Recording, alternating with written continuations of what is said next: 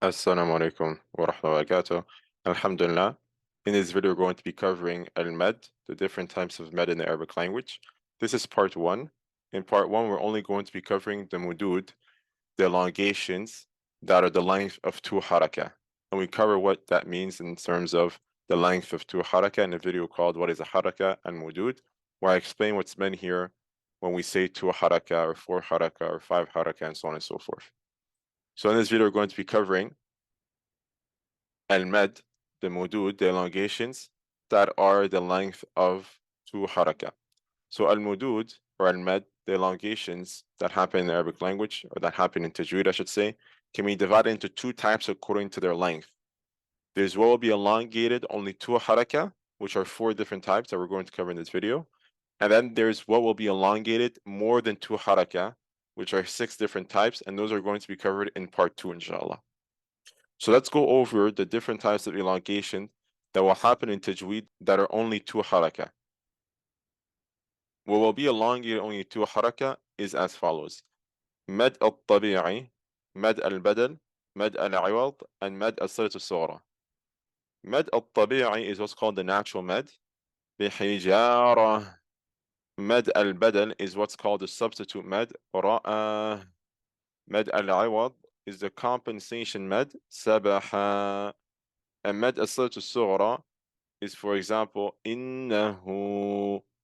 So we're going to be covering each and every single one of these in details. So let's start with mad al-tabi'i. Mad al-tabi'i is the natural mad. It is a natural elongation that happens when an alif is preceded by a letter with a fatha on it. Whenever you have an alif and it's preceded with a letter with a fatha on it, there's going to be mad al-tabi'i. There's going to be the natural mad, and you're going to elongate the letter to haraka. So instead of me saying here bihijara, I'm going to open my mouth with the jim, and I'm going to say bihijara.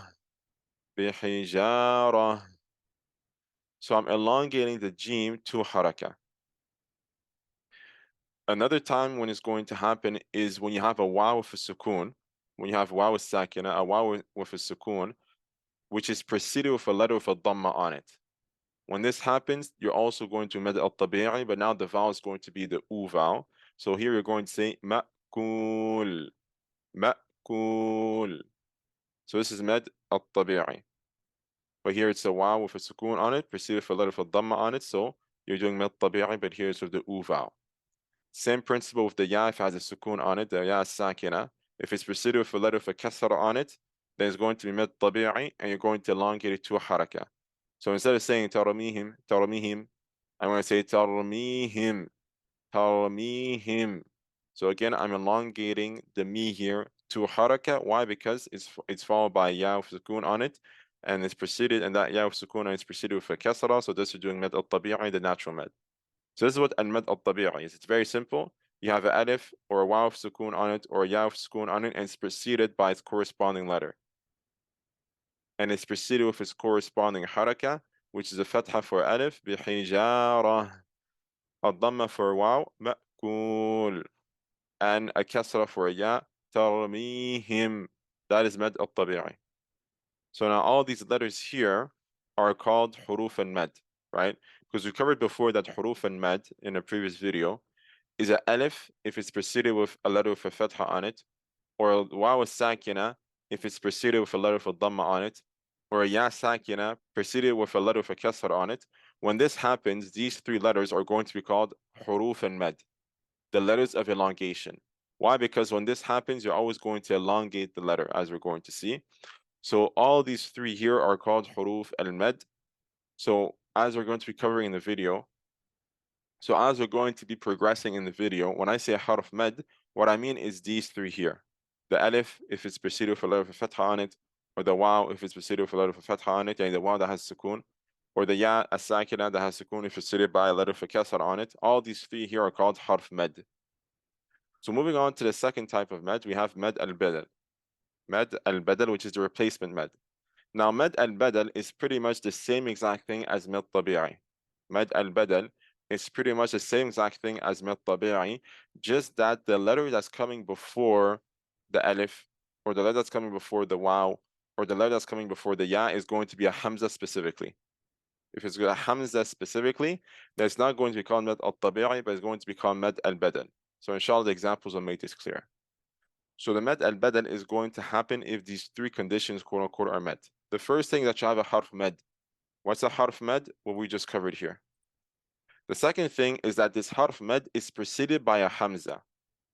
So that that's coming right before the harf mad, the alif here, or the waw here, or the ya here, is a hamza, as you can see. The third condition is that this hamza has a correlating haraka. So a fatha for alif, yani the hamza has a fatha, or the hamza has a dhamma for the waw, or the hamza has a kasra for the ya.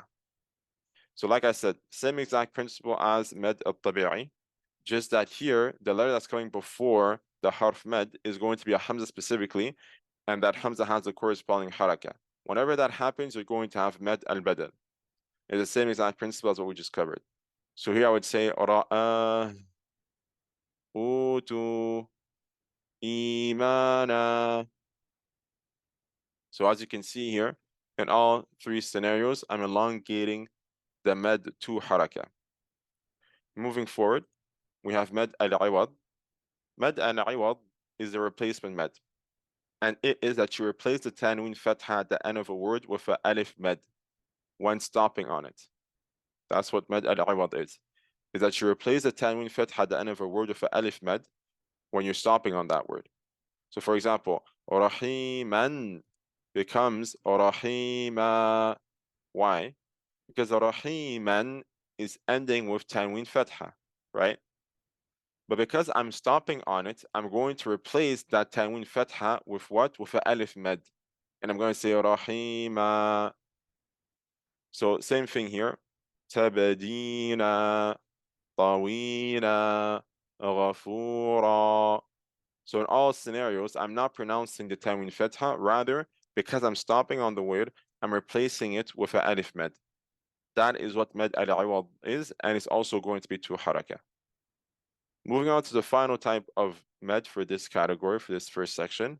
Med as-silatu sughra is that the pronoun hu be attached to a ya or a waw.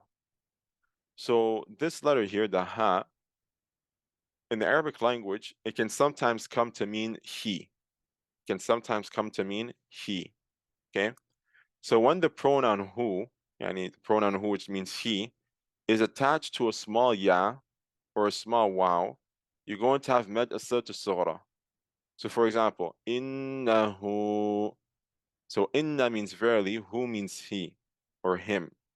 Innahu. So as you can see here, the hu here coming at the end of the word, if you will, is attached to a small waw. And that's how I know I'm going to elongate the hu here to haraka. So I'm not going to say innahu. I'm going to say innahu. Likewise, if the hu is attached to a small ya, and in this case it's going to be he, then same thing, you're going to elongate it to harakas. لِرَبِّهِ لَكَنُودٌ. لِرَبِّهِ لَكَنُودٌ. So the he here is being attached to a small little ya. That thing right there is actually a ya, and is there to show you that you're going to do med as-silatu sughra, and thus you're going to elongate the he sound to two haraka. So I'm not going to say لِرَبِّهِ لَكَنُودٌ. I'm going to say لِرَبِّهِ لَكَنُودٌ. Okay? And now for this small ya or for this small waw to be attached to the pronoun hu, for this to happen, there are pretty much two conditions that need to be met. In reality, it's only one, but I added an extra one to differentiate it from its sister that we're going to cover in part 2. So the two conditions for med as-silatu sughra is as follows. The hu is between two letters that are mutaharrik. Whenever you have a hu or a he, if you will, and it's between two letters that have a haraka on it. So for example, here, the he is between a ba, which has a haraka on it, and a lam, which has a haraka on it, and thus you're going to do med as-silatu sughra. Same thing here, the hu is between two letters that are mutaharrik, just that the second letter I did not include it, or the second word here I did not include it. So whenever you have the hu, or the he, if you will, that's between two letters that are mutaharrik, you're going to have this small ya added to it, and you're going to have this small waw added to it. Okay? And the second quote-unquote condition for Mad as-Silat al-Sughra is that the hu or the he is not followed by a hamza, because if the hu or the he here was followed by a hamza, it would not be Mad as-Silat al-Sughra, it will be something else that we're going to cover in another video. So this, in a brief sense, are the 4 different types of mudud, the 4 different types of elongation that are only 2 haraka in the science of tajweed. Mad al-tabi'i, mad al-badal, mad al-iwad, and then mad al-silat al-sughra.